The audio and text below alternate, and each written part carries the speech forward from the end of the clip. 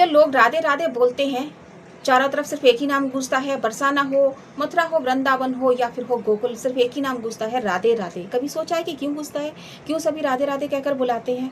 वहाँ ना कोई जय श्री कृष्णा बोलता है, ना राम राम बोलता है, सिर्फ राधे राधे। कभी जानने की कोशिश की है? तो आइए जानते हैं इसके बारे में और एक सत्य घटना के बारे में। ठाकुर जी के गाँव में 3 साधु रहते थे, जिसमें से एक साधु काफी वृद्ध थे और 2 जवान थे। जो 2 जवान साधु थे वो उनके शिष्य थे और वो गुरु थे।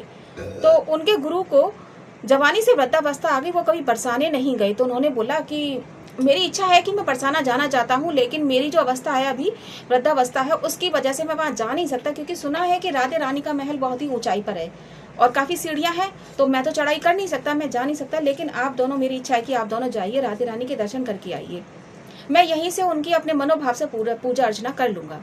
तो वो जो साधु थे अपने गुरु की बहुत आज्ञा का पालन करते थे। आज्ञा पाकर वो अपने बरसाने की तरफ चल पड़े। तो जब वो बरसाने, लेकिन उनका एक नियम था कि वो कभी किसी से मांग कर नहीं खाते थे, जो लोग उन्हें देते थे वो उसी से अपना गुजारा करते थे।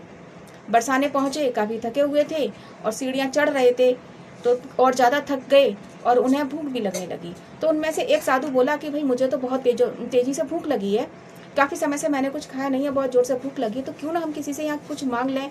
तो दूसरे ने मना कर दिया कि नहीं, जब हमने अब तक किसी से मांग कर नहीं खाया तो हम अब क्यों किसी से मांगें, और हम तो ठाकुर जी के गांव से आए हैं, राधे रानी के मेहमान हैं, तो अपने आप वो हमारी व्यवस्था करेंगी। दूसरा बोला ठीक है, जैसी आपकी मर्जी। तो उन्होंने किसी से मांगा नहीं। वो राधे रानी के महल पहुँचे तो वो एकटक राधे रानी को देखते रहे, उनसे उनकी नज़र हटी ही नहीं और वो इतने मग्न मुग्ध हो गए कि वो वहीं बैठे रहे। जब रात हो गई तो उन्हें महल से बाहर आना पड़ा और राधे रानी की अटारी पर आकर सो गए। राधे रानी ने जो उस महल के पुजारी थे, गोस्वामी थे, उनको रात में सपना दिया कि आपने देखा नहीं, मेरे 2 मेहमान आए हुए हैं और वो भूखे सो रहे हैं, आपने ध्यान ही नहीं दिया। तो गोस्वामी जी की आँख खुली, उन्होंने देखा कि कौन भाई ऐसा राधे रानी का मेहमान आया जिसके बारे में मुझे पता नहीं है, और वो देखने के लिए गए अटारी पर। देखा उन्होंने, वास्तव में वहाँ 2 साधु सो रहे हैं।